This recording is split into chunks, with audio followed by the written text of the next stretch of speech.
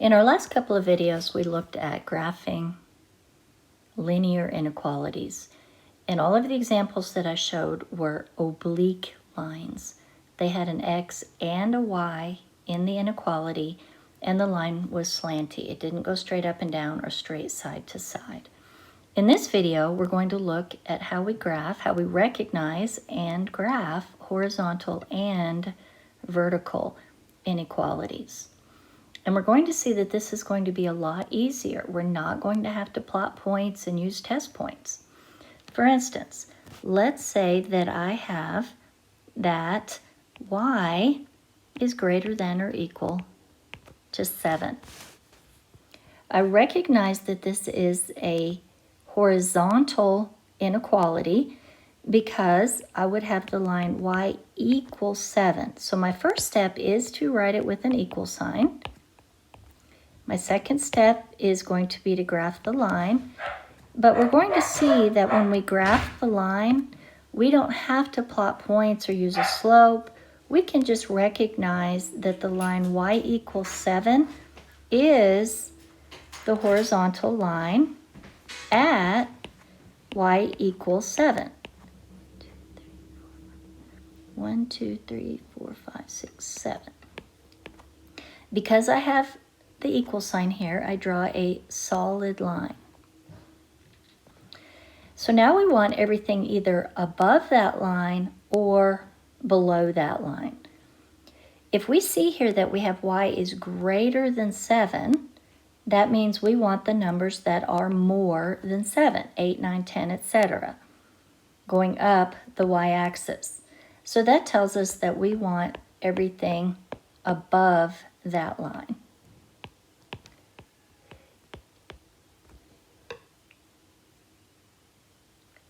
Let's say that we have the inequality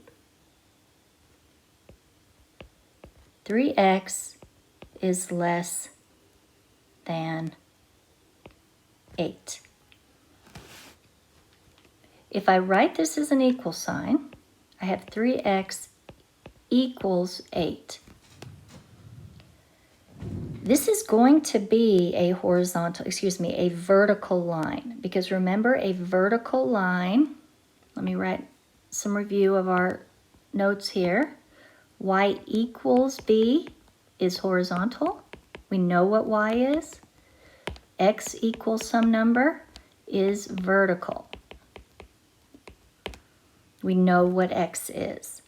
So I need to get this where I have x by itself, and I can do that by dividing on both sides, and I get x equals 8/3. So then I can graph 8/3, and it is x is what we know, and remember this is my x-axis, so I'm going out on the x-axis, and that is the same thing as 2 1/3. 2 2/3. 3 goes into 8 2 times with 2 left over. So I go out here to 2 2/3. And I draw a vertical line, but because it's strictly less than, that is a dashed line. And because we're looking for the numbers that are where x is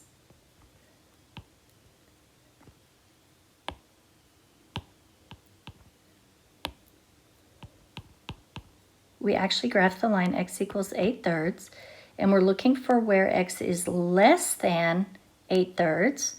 These are the numbers over here that are smaller than 8/3. So we shade in this direction. Sometimes you see an inequality where the variable is between two numbers. That means that x is between -3 and 7. I am not including -3, I am including 7. And these are going to be vertical lines because I know x. So I can graph this by drawing a vertical line at -3, and I'm going to use a dashed line for that one because we are not including -3 with, there's no equal sign. We are including 7. So I draw a solid line at x equals 7. And x is between those two numbers. It's greater than -3, so it's on this side of -3. And it is smaller than 7, so it is on this side of 7. So we're including everything in this region. And if we had a y instead, we would have a region between two values of y. In our next video, we're going to look at how can we put all of these together to do a system of linear inequalities and find our solution there.